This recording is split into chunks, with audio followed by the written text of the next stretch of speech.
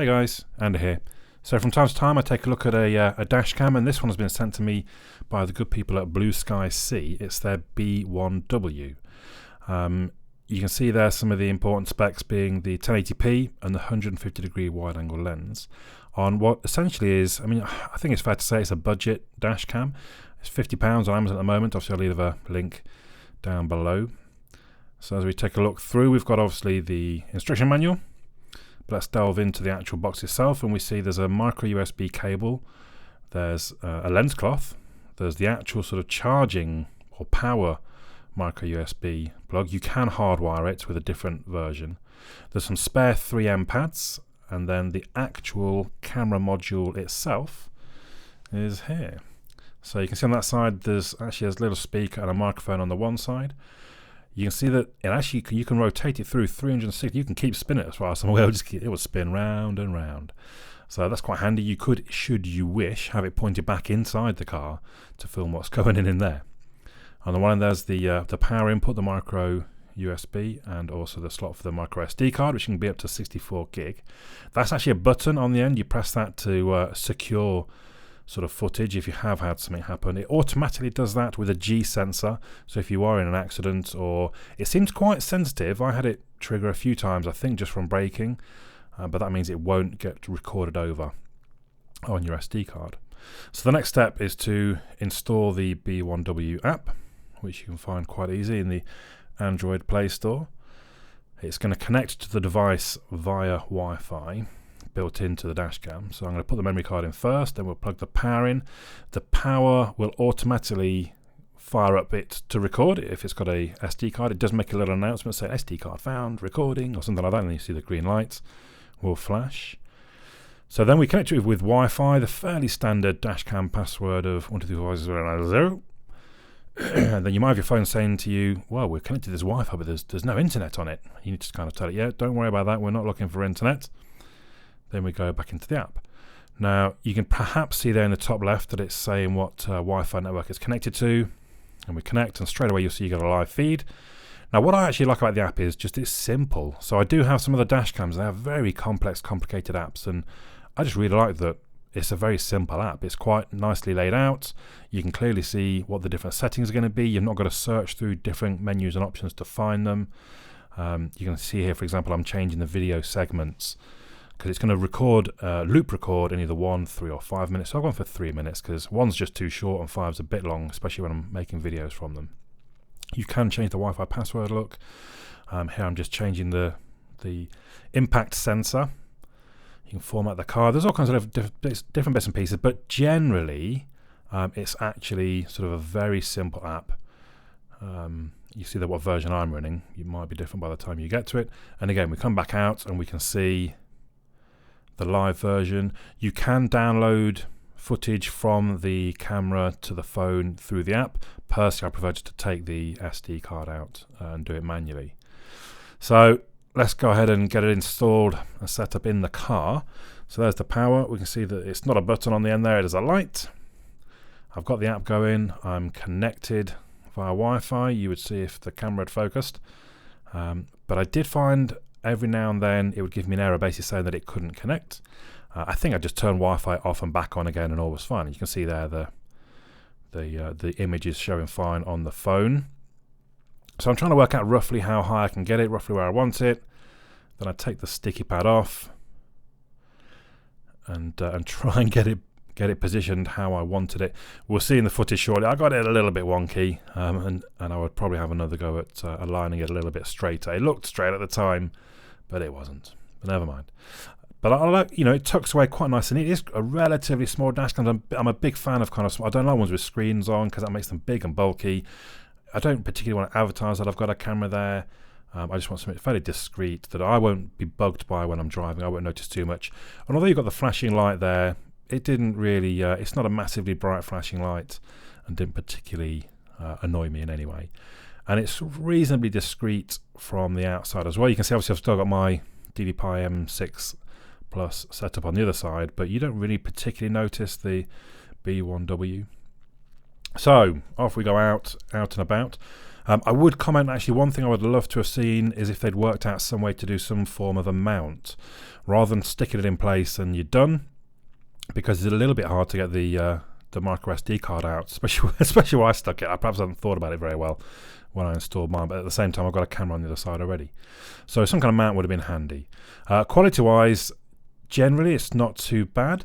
I think you see there's pretty good colours, reasonably clear. But what we're going to do, we're going to freeze the action for a second to take a look at the car there. Now you want to be able to read his license plate ideally, and if we zoom in a little bit, you just about can. But it's not great. It's not. I've got better ones, let's put it that way. But at the same time, we're paying £50 for this camera, so I suppose it's about what we might expect. And I'm not sure you need to see that much detail either, if I'm honest. You kind of want, you could be in some kind of insurance claim where somebody says that you pulled out on them, and actually you've got video footage showing that that's not the case, that they pulled out on you or something like that, and that's all you need. You don't really need to be able to read license plates and things like that. It's more about just being able to show what actions you've taken and maybe what actions someone pulled out on me right here. I would have very clear evidence that I was not in the wrong, and that's all you're really looking for. You can see here it struggles a little bit going into the bright lights. I mean, and it was actually a very sunny day for December, so it struggles a little bit. It got a bit of glare off the dashboard. I think it's worth recognising as well at this point how wide angle the wide angle actually is.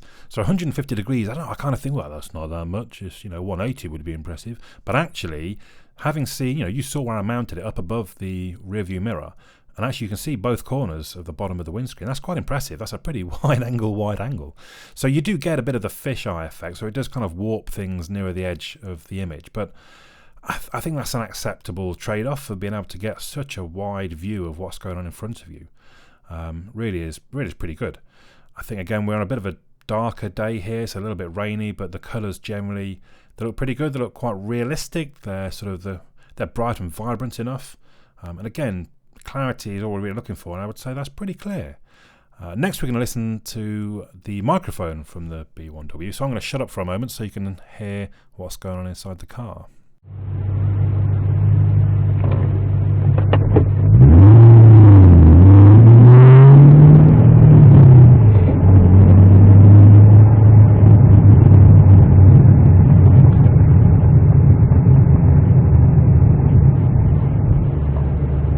So I'm going to take this opportunity just to check the microphone in the B1W.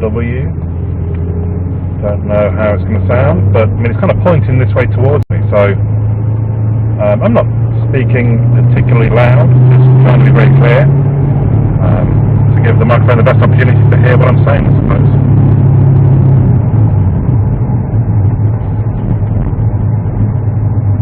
So let's not muck about.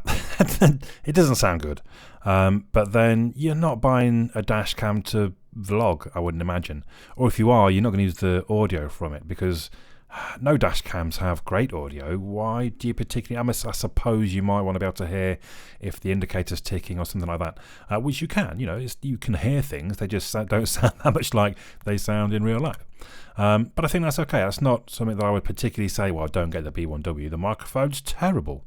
It's just not that big an issue. The more important is your image quality, obviously, and generally that does quite a good job there.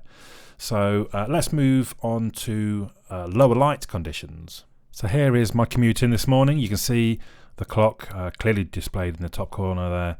So it's almost 7:30 in the morning, 14th of December. And I would say, it was quite dark, as you can see in the video, I suppose. Sometimes it's quite hard to tell if a camera copes really well with low light. It doesn't look that dark. So you're kind of going, oh, that's fine. What are you trying? I'll show us something a bit darker. But actually, I think you get the good impression of that's probably kind of how dark it actually felt as I was driving it, if that makes sense. And I think things generally, they look quite clear. I think it copes reasonably well with the lights of the oncoming vehicles and the back of the cars ahead.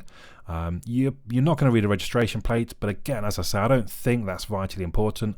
Actually, the image you're seeing is still very clear, and you'll have no issues kind of making out what's happened. Put it that way, I don't think.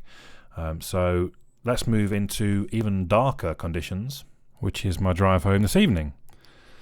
So this is, as you can see, almost 5:30, and it's already basically pitch black.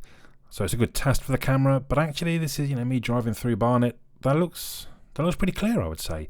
We get a bit of, I'm not sure what you call that, it's not lens flare, but where the bright lights are causing the kind of streaks up and down. You get a bit of that, but I don't think that's particularly an issue. Again, you're probably not using a £50 dash cam to produce Hollywood movies. You just need something that's nice and clear and you can see what's going on.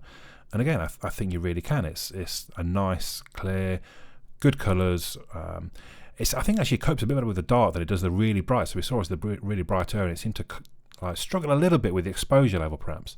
And actually, I think with the in the darkness, it does a really good job. It's still a very clear image. In a second, I'm going to turn off onto a bit of a side road. So already the lighting is lowered a little bit. We're left with just kind of the headlights of my car. And I'm going to turn down this road here. Now, my headlights aren't particularly bright because I've got tinted headlights. So as you can see, it doesn't cope so well here. And I promise you, I could see more. You can see me put my fog lights on this to help though. But I could see more than that when I was driving. That'd be a bit scary driving like that. So obviously when you take away all the light, it's going to struggle, which I think is probably the case for most dash cams. Maybe you can do a little bit better in those sort of conditions, but again, so there's a vehicle. You have no problems if that pulled out on me. We'd have seen reasonably clearly that what had happened. So when assessing the Blueskysea B1W, I think it's important to keep some context, really, I guess. So is it the best dash cam I've ever used? No. Is it even better than my DD M6 Plus? Probably not. No, it's not. I'll keep that as my main dash cam. Is it the best dash cam you can buy for £50? Now, I can't be sure because I've not tested that many dash cams for £50, but to me, it seems like a really good buy for 50 quid. You know, if you're just looking to spend a small amount of money to give yourself that little peace of mind that you know that things are being recorded, I think it's not a bad option. I mean, at £50, you can get one for the front and one for the back. That seems like a really good buy to me. You've seen the quality of the footage, you've seen how it performs. I guess, you know, now it's up to you, I suppose. I've given you the information. You can make that decision yourself. If you do decide to buy one, I would say please do use the link in the video description because I get a few extra pennies from Amazon. If you do get one, let us know your thoughts in the comments down below.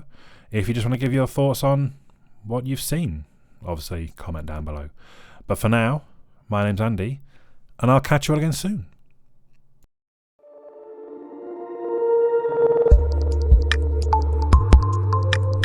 You made it all the way to the end. Well done. So thanks for watching. Hopefully you enjoyed it. If you did, please do subscribe by clicking the little fella over on this side of the screen. You might also want to check out the other videos. Should be just there.